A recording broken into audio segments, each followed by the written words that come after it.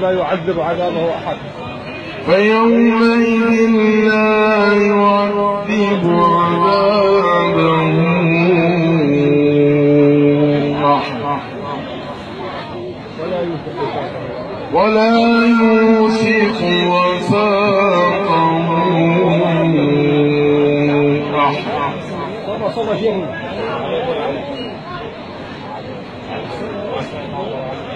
صار شيخنا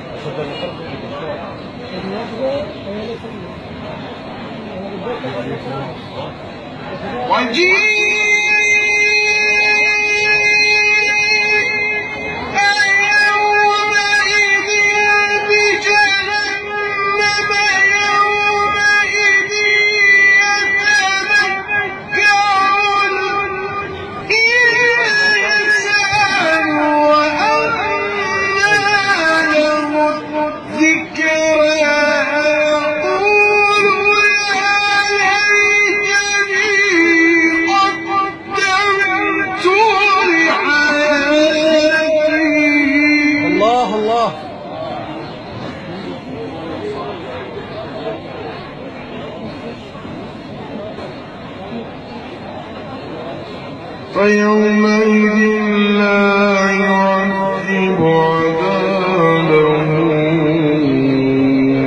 أحد ولا يوثق وثاقه أحد. لا يكون النفس مطمئنة. يا أيتها النفس المطمئنة ارجعي إلى ربك راضية مرضية فادخلي في عبادي وادخلي جنتي. الله أكبر.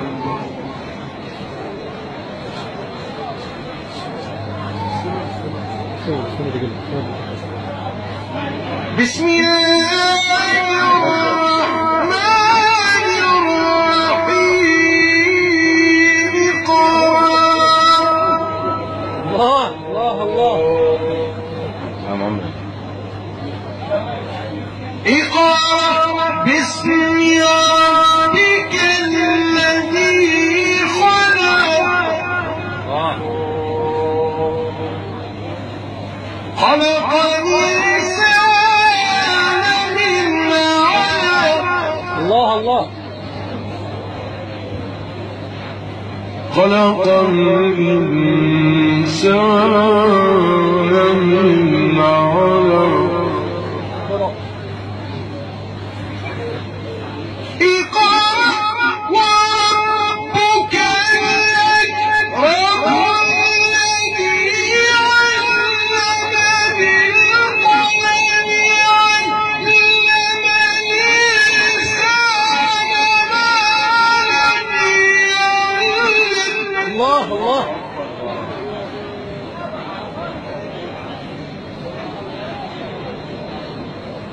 كلا إن الإنسان ليطغى